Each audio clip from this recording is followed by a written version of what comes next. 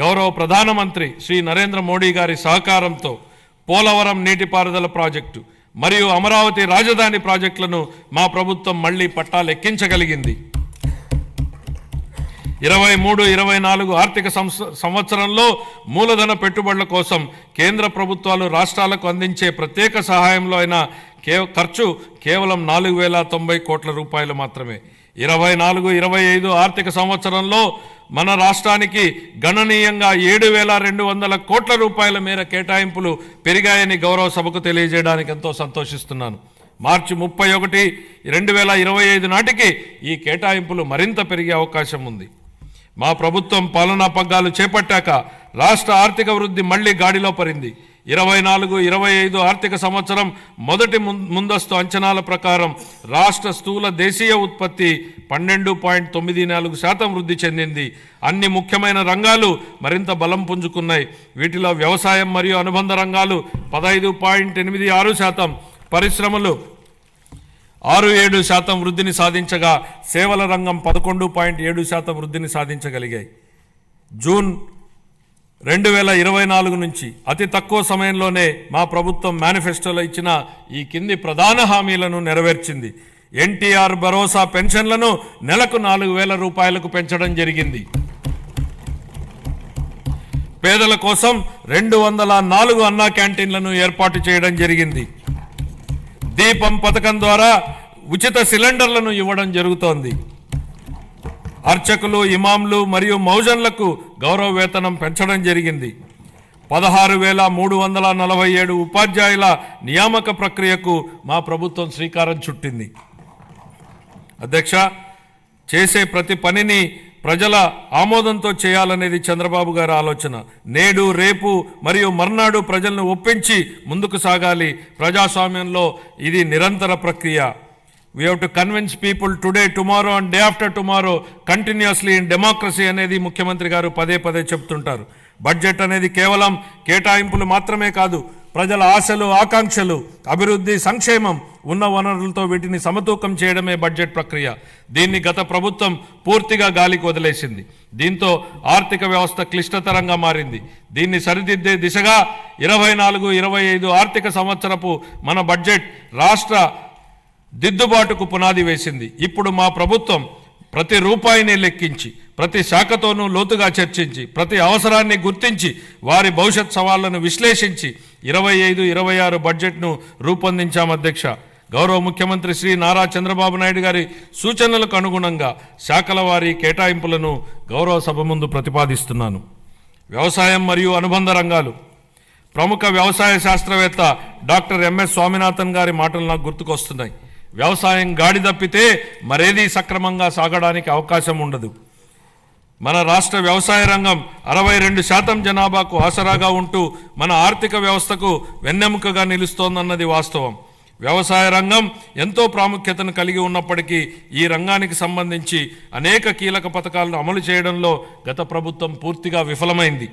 వివిధ వ్యవసాయ పథకాల కింద చెల్లించవలసిన 5,510 కోట్ల రూపాయల బకాయిలను గత ప్రభుత్వం చెల్లించలేదు. వీటిలో 693 కోట్ల రూపాయల బకాయిలను మా ప్రభుత్వం చెల్లించింది. రాష్ట్రీయ కృషి వికాస్ యోజన కింద చేపట్టే డ్రిప్ ఇరిగేషన్ పథకాన్ని గత కొన్ని సంవత్సరాలుగా అమలు చేయలేదు. అసలు డ్రిప్ ఇరిగేషన్ ప్రాజెక్టుకు ఉన్న ప్రాధాన్యత గత పాలకులకు ఏం తెలుసు అధ్యక్ష? డ్రిప్ ఇరిగేషన్ అనేది ఈ దేశంలో లేని రోజుల్లో దాని ప్రాధాన్యతను గుర్తించిన నాయకుడిని చూశాం. దేశమంతటా డ్రిప్ ఇరిగేషన్ ఉన్న ఈ రోజుల్లో దాన్ని నిర్లక్ష్యం చేసిన గత పాలకుడిని చూశాం. ఈ సందర్భంగా డ్రిప్ ఇరిగేషన్ ఈ దేశంలోకి తొలి అడుగు ఎలా పెట్టిందనేది ఈ తరానికి తెలియజెప్పాల్సింది అధ్యక్ష.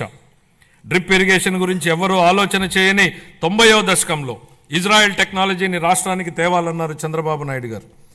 అధ్యయనానికి ఇజ్రాయెల్కి వెళ్లిన కమిటీలో నేను సభ్యుడిగా ఉన్నాను అధ్యక్ష. 3 IAS అధికారులను నన్ను సభ్యుడిగా ఆ కమిటీలో నియమించారు. నాటి ఉమ్మడి రాష్ట్ర ముఖ్యమంత్రి చంద్రబాబు గారి సూచనల మేరకు దాన్ని అధ్యయనం చేసి అందించిన నివేదిక ఆధారంగా దేశంలోనే తొలిసారిగా ఉమ్మడి రాష్ట్రంలో డ్రిప్ ఇరిగేషన్ పైలట్ ప్రాజెక్టు ప్రారంభించారు. దీనిపై నాటి కాంగ్రెస్ పార్టీ అవహేళన చేసింది. ఆ తర్వాత డ్రిప్ ఇరిగేషన్పై జాతీయ స్థాయిలో వేసిన టాస్క్ ఫోర్స్కు ఆయనే నేతృత్వం వహించారు. ఇవాళ డ్రిప్ లేని రాష్ట్రం లేదు, డ్రిప్ లేని పొలం లేదు. What Chandrababu Naidu thinks today the nation thinks tomorrow అనడానికి ఇంతకన్నా ఏం నిదర్శనం కావాలని అడుగుతున్నా అధ్యక్ష. ఇలాంటి డ్రిప్ ఇరిగేషన్ను గత ప్రభుత్వం పూర్తిగా నిర్లక్ష్యం చేసింది. కేంద్ర ప్రభుత్వం డ్రిప్ ఇరిగేషన్ పథకం కోసం విడుదల చేసిన 616 కోట్ల రూపాయలను దారి మళ్లించింది. మా ప్రభుత్వం ఏర్పడిన తర్వాత డ్రిప్ ఇరిగేషన్ కోసం 176 కోట్లను విడుదల చేసి అదనంగా 85,000 హెక్టార్లను డ్రిప్ ఇరిగేషన్ కింద తీసుకురావడానికి మా ప్రభుత్వం అనుమతులు ఇచ్చింది. జీవితంలో ఒక్కసారైనా డాక్టర్, లాయర్, పోలీసు మరియు బోధకుడు అవసరమని చెప్తా ఉంటారు. కానీ రైతు ప్రతిరోజు అవసరం, 3 పూటల అవసరం. కాబట్టి అలాంటి అన్నదాతకు ప్రగాఢ కృతజ్ఞత భావంతో మేం మరో సూపర్ 6 హామీని నెరవేర్చడానికి సిద్ధమవుతున్నామని తెలియజేయడానికి ఎంతో సంతోషంగా ఉంది.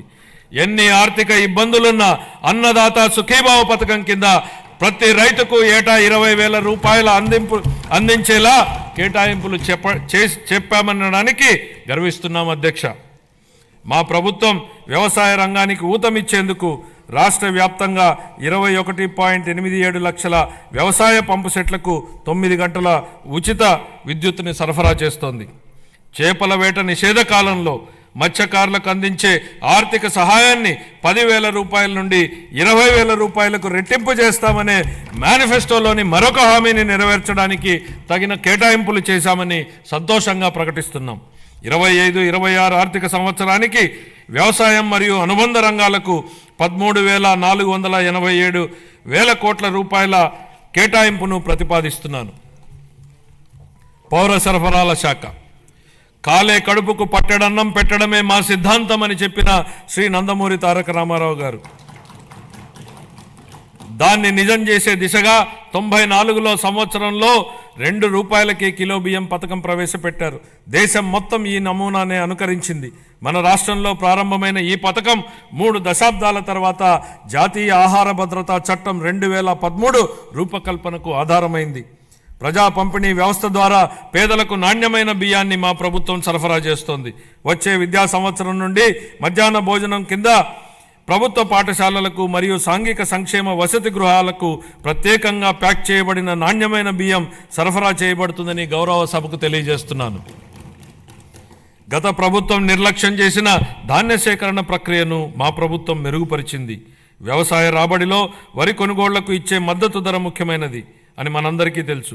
2024 ఖరీఫ్ కాలానికి గాను 5.50 లక్షల మంది రైతులకు 32.7 లక్షల మెట్రిక్ టన్నుల ధాన్యం కొనుగోళ్లకు గాను మా ప్రభుత్వం 7,564 కోట్ల రూపాయలను 48 గంటల్లోనే చెల్లించడం జరిగిందని గౌరవ సభకు తెలియజేస్తున్నాను. వాస్తవానికి 90% మంది రైతులకు 24 గంటల్లోనే చెల్లింపులు జరిగాయి. గత ప్రభుత్వ హయాంలో పెండింగ్లో ఉంచిన ధాన్యం కొనుగోలు చెల్లింపులకు సంబంధించి 1,674 కోట్ల రూపాయలను మా ప్రభుత్వం చెల్లించింది. తన సోదరీమణుల వంటింటి కష్టాల నుండి గట్టెక్కించడానికి మన గౌరవ ముఖ్యమంత్రి గారు 1999 సంవత్సరంలో దీపం పథకాన్ని తెచ్చారు. ఆ పథకం సాంప్రదాయ కట్టెల పొయ్యి వాడకం నుండి ఎల్పిజి సిలిండర్ల వాడకం వైపుకు పేద మహిళలు మారడానికి దోహదం చేసింది. మహిళలు మహారాణులు అనే విశ్వాసంతో మా ప్రభుత్వం ఆ వారసత్వాన్ని నేడు కొనసాగిస్తూ దీపం 2.0 పథకాన్ని ప్రారంభించింది. ఈ పథకం కింద 90.1 లక్షల మందికి అర్హులైన లబ్ధిదారులకు సంవత్సరానికి 3 ఎల్పిజి సిలిండర్లను మా ప్రభుత్వం ఉచితంగా అందిస్తోంది. ఈ 25-26 ఆర్థిక సంవత్సరానికి గాను దీపం 2.0 పథకం కోసం 2,601 కోట్ల రూపాయల కేటాయింపును ప్రతిపాదిస్తున్నాను. ఈ ఆర్థిక సంవత్సరానికి గాను పౌర సరఫరాల శాఖకు 3,806 కోట్ల రూపాయల కేటాయింపును ప్రతిపాదిస్తున్నాను. సంక్షేమ రంగం ప్రజలకు సామాజిక సంక్షేమాన్ని అందించడమే అధికారం యొక్క ఏకైక విధి బెంజమిన్ డిస్రేలి అన్నారు. స్వర్ణాంధ్ర విజన్ 2047 లక్ష్యాలకు అనుగుణంగా మేనిఫెస్టోలో ఇచ్చిన మా హామీలను అమలు చేస్తూ బడుగు బలహీన వర్గాల సంక్షేమానికి మా ప్రభుత్వం పెద్దపీట వేస్తోంది. వృద్ధులను ఓటు బ్యాంకుగా పరిగణించకుండా వారి జీవితాలకు ఆసరా కల్పించడాన్ని మా ప్రభుత్వం ఒక సామాజిక బాధ్యతగా భావించి మన గౌరవ ముఖ్యమంత్రి గారు సామాజిక భద్రతను ఆర్థిక కోణంలో కాకుండా మానవతా దృక్పథంతో చూస్తూ లక్షల కుటుంబాలకు పెద్ద కొడుకుగా మారి 35 రూపాయలతో ప్రారంభమైన పింఛన్ను ఎన్టీఆర్ భరోసా పింఛన్ల పేరుతో ఇప్పుడు 4,000 రూపాయలకు పెంచడం జరిగింది.